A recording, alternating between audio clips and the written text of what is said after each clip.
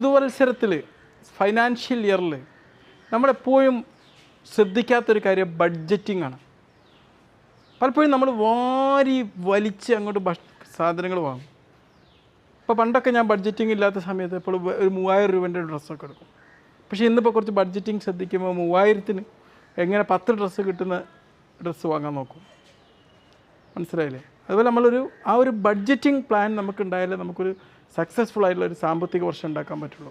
നമ്മൾ ബഡ്ജറ്റ് ചെയ്യുക, നമ്മൾ ആ ചെയ്യുന്ന കാര്യത്തിൽ നമ്മൾ ഹാപ്പിയും ആയിരിക്കണം, അതിലൂടെ നമുക്കൊരു സേവിങ്സും ഉണ്ടാക്കിയെടുക്കാൻ പറ്റണം. കാരണം ഈ ബഡ്ജറ്റിങ്ങിലൂടെ നമ്മൾ ഉണ്ടാക്കിയെടുക്കേണ്ടത് ഒരു സാമ്പത്തിക സുരക്ഷിതത്വമാണ്, ഫൈനാൻഷ്യൽ സെക്യൂരിറ്റി.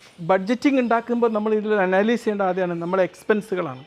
ഫിക്സഡ് ആയിട്ടും വേരിയബിൾ ആയിട്ടുള്ള എക്സ്പെൻസുകൾ എന്തൊക്കെയാണെന്നുള്ളത് നമ്മൾ എഴുതി വെക്കുക.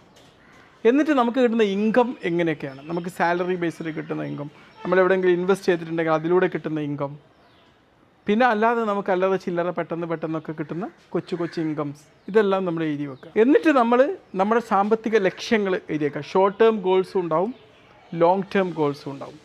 ഇപ്പോൾ ഷോർട്ട് ടേം ആയിട്ട് നമ്മളിപ്പോൾ ഒരു ഫോൺ വാങ്ങാൻ ആഗ്രഹിക്കുകയാണ്, അത് നമ്മുടെ ലക്ഷ്യമായിട്ട് അവിടെ എഴുതി വെക്കുക. എന്നാൽ ഇന്ന ഡേറ്റിൽ ഞാനിത് വാങ്ങാൻ ആഗ്രഹിക്കുന്നു. അപ്പോഴേക്ക് നമ്മൾ അതിൻ്റെ ബഡ്ജറ്റ് നമ്മളവിടെ ഒരുക്കി ഉണ്ടാക്കി വെക്കണം.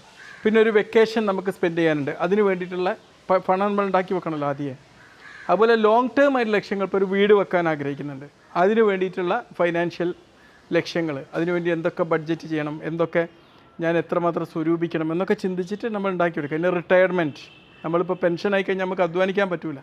ആ സമയത്ത് നമുക്ക് സാമ്പത്തിക സുരക്ഷിതത്വമൊക്കെ നമുക്ക് പണം അവിടെ വേണ്ടി വരും, അതിന് വേണ്ടിയിട്ടുള്ള പ്ലാനുകൾ ഉണ്ടാക്കുക. അപ്പം നമുക്ക് കിട്ടുന്ന ഇൻകവും നമുക്ക് ചിലവാകുന്ന പണവും നമ്മൾ എക്സ്പെൻസും കാൽക്കുലേറ്റ് ചെയ്തിട്ട് അതിൽ നിന്ന് എത്രമാത്രം നമുക്ക് മെച്ചമുണ്ട് എന്നുള്ളത് നോക്കുക.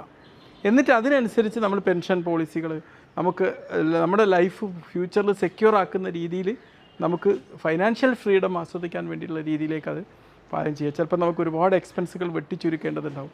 വേരിയബിൾ എക്സ്പെൻസുകളൊക്കെ നമുക്ക് ഒരുപാട് കൺട്രോൾ ചെയ്യാൻ പറ്റും. നമ്മൾ ചെറിയൊരു എക്സ്പെൻസ് ആണെങ്കിലും അത് എത്രമാത്രം കൺട്രോൾ ചെയ്യാൻ പറ്റും എന്നുള്ളത് നമ്മൾ നോക്കുക.